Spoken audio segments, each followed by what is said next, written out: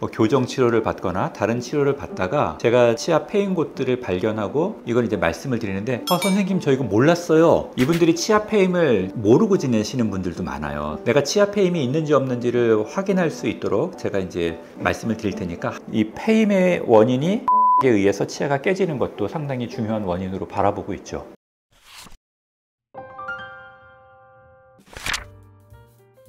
뭐 치과 의사들마다 조금 칫솔질 하는 방법이 다를 수는 있는데, 저는 이렇게 해요. 칫솔질을 할 때 하루에 몇 번을 하느냐, 또 언제 하느냐가 되게 중요한데, 우선 그 얘기를 간단하게 드리고 그 다음에 할 때 어떤 방식으로 제가 하는지를 좀 간략하게 소개를 드릴 건데, 하는 시기가 중요한데 뭘 드시고 나면 하는 게 좋습니다. 그게 간식이든 뭐 식사든 아침, 점심, 저녁을 드시고 나면 하는 게 좋고, 그리고 또 주무시기 전에도 해주시는 게 좋습니다. 그래서 하루에 뭐 적게는 아침, 저녁 2번은 하셔야 되고, 또 충분하게 하신다고 하면 아침, 점심, 저녁 식사 후에, 그리고 주무시기 전에도 한번 하는 게 좋고요. 칫솔질을 할 때에는 뭐 여러 가지 방식이 있겠지만 가능한 한 이렇게 좀 시간과 공을 들여서 좀 꼼꼼하게 하는 게 좋은데요. 너무 세게 한다기보다는 칫솔을 가볍게 잡고 치아의 결대로 이제 칫솔질을 해주시면 좋습니다. 그래서 치아의 안쪽 면, 바깥면, 씹는 면, 이렇게 보면 치아의 씹는 면을 잘 닦으셔야 되거든요. 그래서 씹는 면에 충치가 잘 생기니까 씹는 면을 잘 닦으시고, 또 치아 사이사이들도 잘 닦으셔야 되고요. 치아하고 요 잇몸 경계 부위도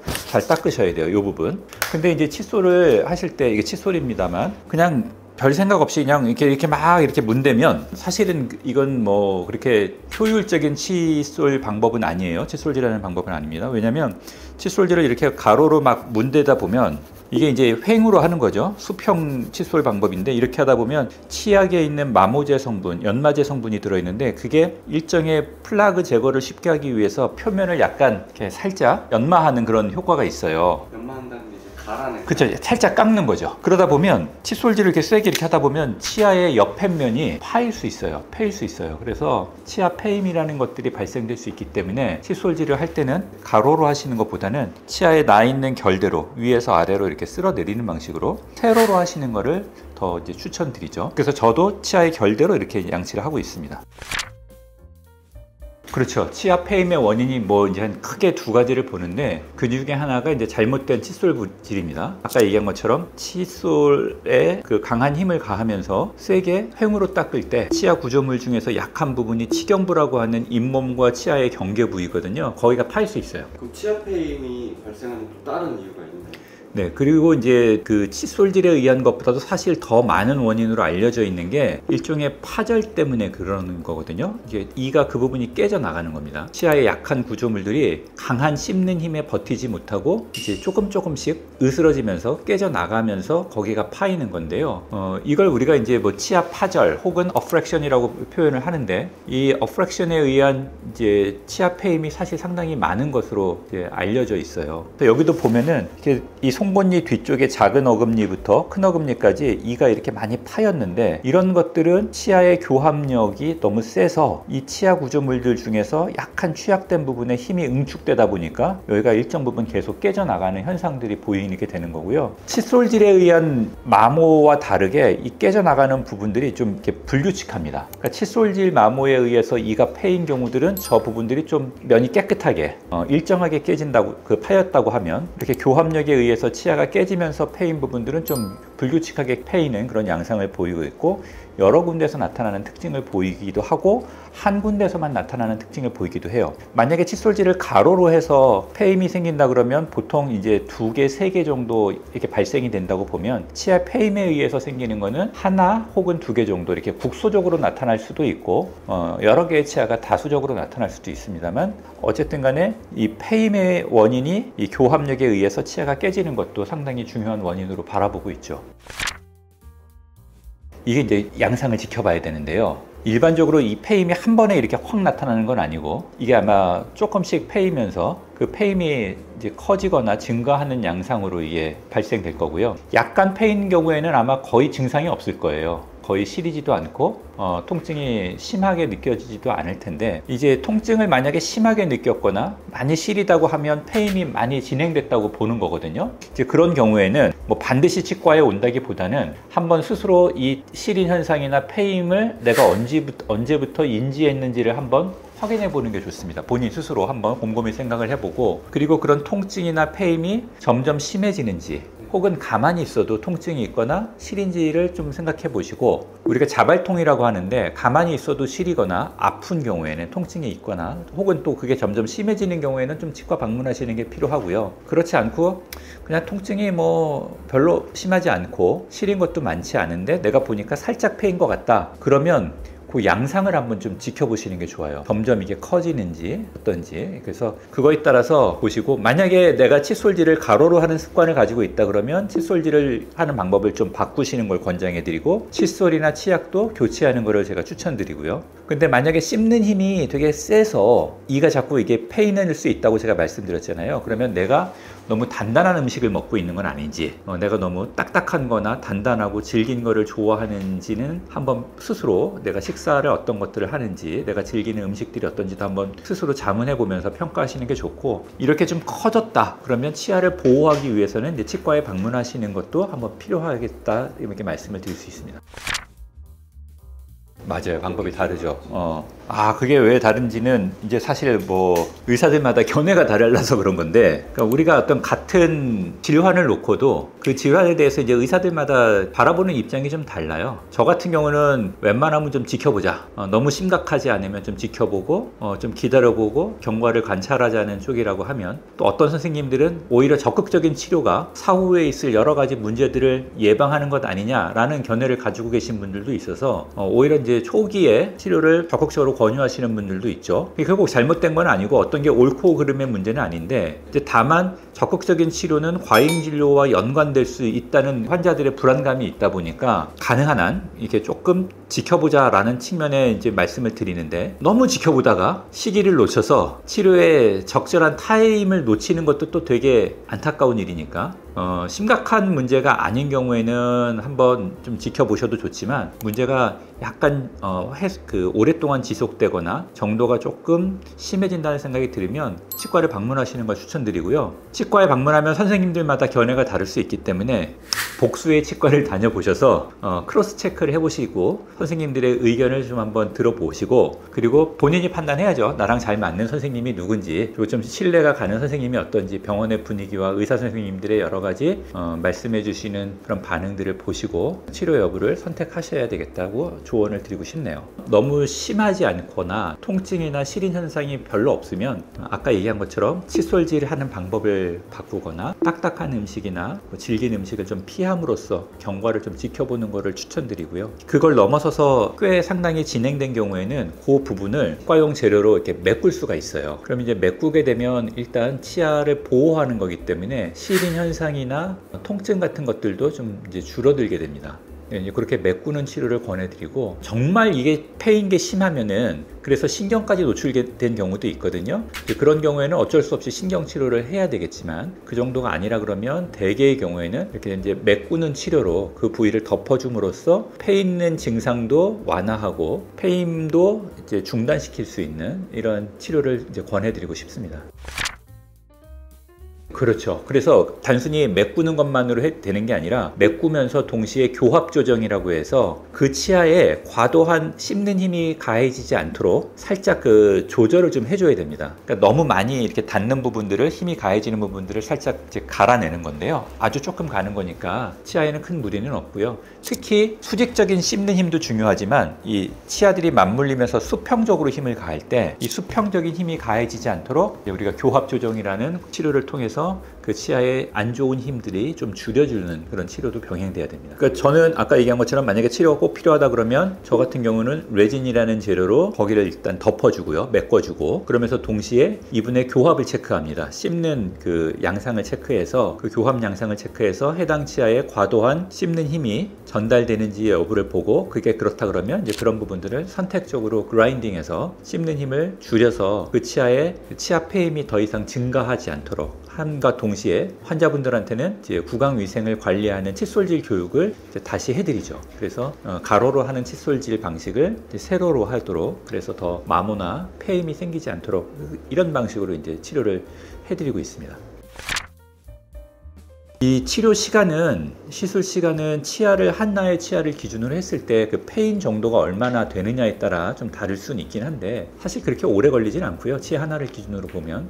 뭐 저 같은 경우에는 한 15분에서 20분 정도 소요된다고 보시면 될 것 같고요. 그 시간에는 뭐 교합 조정도 포함될 수도 있고, 그 다음에 양치질 하는 것들도, 재교육하는 것들도 포함된다고 볼 수도 있어서 한 20분 정도 이렇게 소요된다고 보실 수 있겠고요. 비용은 이제 치과마다 다른데, 저희 치과를 기준으로는 이제 그 정도에 따라서 대략 비용은, 저 같은 경우는 한 10만 원에서 12만 원 정도 전후로 환자분들한테 말씀을 드리는데, 뭐 이거는 이제 치과마다 달라서 더 높은 곳도 있고 더 저렴한 곳들도 있을 수 있습니다. 참고로 더 저렴한 재료로 GI라는 재료가 있는데요. 이 재료는 보험이 적용되거든요. 건강보험이 적용되다 보니까 비용은 훨씬 저렴해서 뭐 한 1, 2만 원 정도 이내의 비용으로 할 수 있는데, 이제 문제는 뭐냐면 이게 탈락이 좀 잘 되는 특징이 있고, 아무래도 이 재료의 특성상 색이 치아랑 완전히 유사하지는 않아요. 그래서 조금 티가 날 수는 있죠. 그러나 이제 비용은 또 저렴하다 보니까 또 좋은 뭐 방법이라고 생각합니다.